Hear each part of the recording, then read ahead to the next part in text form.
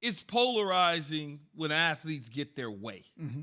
People don't like that, right? You make all this money, you should just be quiet and be happy. But when you're not happy and you want to go and try and be happy by playing and winning, it rubs people the wrong way. It has always been like that. And we're asking this morning on our Twitter feed, which Nets player has the most pressure on him? KD, Kyrie, or Harden? KJ and Z on Twitter. Or hit us up, 888-SAY-ESPN, 888-729-3776. Again, of course, Kyrie's got a championship. KD's got multiple championships. And James Harden, he's got more money than he could spend. He turned down a chance to be a $50 million a year player. You can just tell right now in his early 30s, prime of his career, the one thing that he doesn't have, as Jay likes to say, is the chip that Kyrie and KD do. So they're now together again, and the question still remains, which one of them has the most pressure? We'd love to hear from you. It's time for Straight Talk, brought to you by Straight Talk Wireless, and this goes right to the heart of Kyrie Irving. Stephen A. Smith's going to join us here in just a couple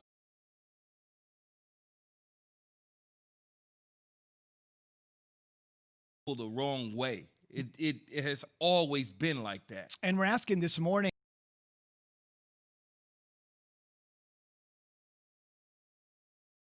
just kidding. But you've always said since day one, if someone's not happy, you got to move them. And obviously that was proven true yesterday, but you've said that since the jump. Stephen A. Smith with some harsh words for Kyrie Irving. If you want to have your hand in many things off the court, great, more power to you. But maybe it's time to put all of your energies into that by doing this.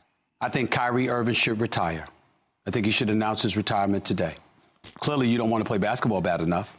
Kyrie Irving has not prioritized basketball. I'm not saying he doesn't want to play all together. I'm saying he hasn't prioritized it. And how fair is that to the Brooklyn Nets? How fair is that to Sean Marks? How fair is that to Steve Nash, a coach that he endorsed bringing on board, a coach that he wanted, a coach that he fully supported? How fair is that to his brother, Kevin Durant? Go ahead and retire until you know that you're committed to playing.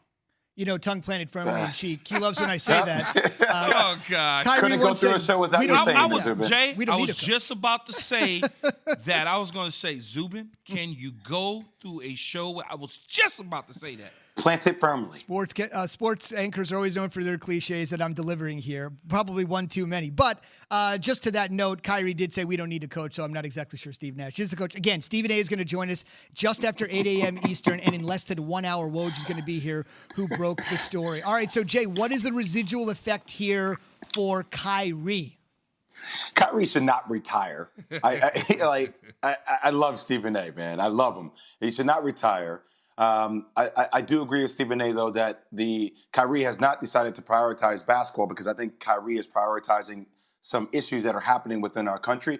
My issue goes back to how he communicates what that priority is, and how you work in alignment in conjunction with your team, with your owner and your GM, about how you want to fix that problem ultimately. I think that's where there is a lot of white space that has been challenging for Kyrie to communicate that.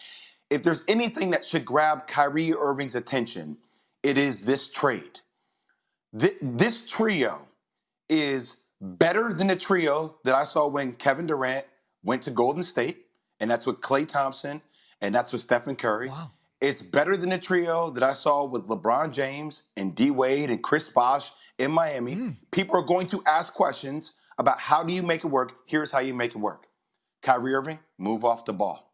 James Harden, you are on the ball. James Harden averaged around 10 assists per game. If you watched the game last night against the Knicks, Kevin Durant doesn't need the ball in his hands.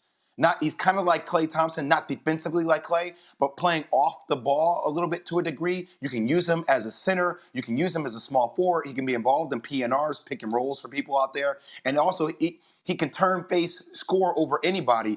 There are going to be questions that you can have about this team defensively, but you can go out and find the right defensive pieces. You find that they're big before the trade deadline or around the trade deadline. This team has all the pieces because they can outscore anybody. Prolifically, who's going to stop this team offensively? You can't tell me the Bucks are. You can't tell me Philadelphia is. You can't tell me Boston is. They are the most gifted team on paper in the NBA. I think they are a gifted team on paper in the NBA, and you said that they're more talented, the three, or a better three than the Miami Heat LeBron Jameses or the Kevin Durant, Steph Curry Golden State Warriors? Maybe, right? We know. Depending upon system, Key. I mean, system is another question. What system they play in is another question. But talent-wise, they are the best. I think they might be the best assembled in the history of the league. Here's what I would say, and you know more about basketball than I do.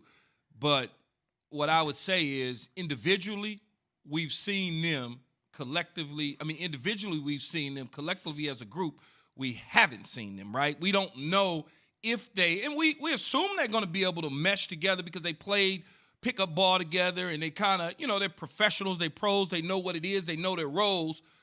But it's always a what if, right? I mean, when you start to talk about assembling talent together, it takes a minute. Whether you are LeBron and Bosh and Wade, yes, they went to the finals in their first year, they did not win. Whether you are LeBron James and AD out in LA, it took a minute to get going. Once they got going, they got the rolling. Early on at the Lakers, LeBron's first year, he got hurt. You factor that in, that team was really nothing. But then when you look at Golden State, KD joined a team that had already won championships, so he had to kind of fit into what they were doing.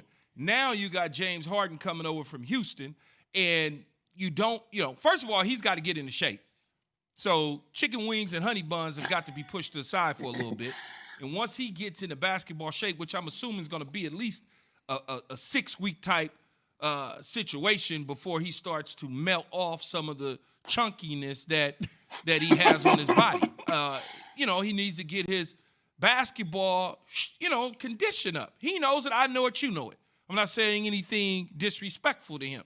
But I think he can cook and he can do some things. But when you start to dribble, you say Kyrie off the ball, James Harden on the ball, but now all of a sudden dribble, and I'm now giving it to you with 5 seconds to go, 4 seconds to go. Do we run into a Westbrook, Chris Paul type situation? No. I mean, I'm asking you, Jay, because you play basketball. Are we going to run into that dribble? Here you go with 4 seconds left on the clock. Westbrook can't shoot. CP3 was a scorer. I mean, he's become a better shooter, but not the way that Kyrie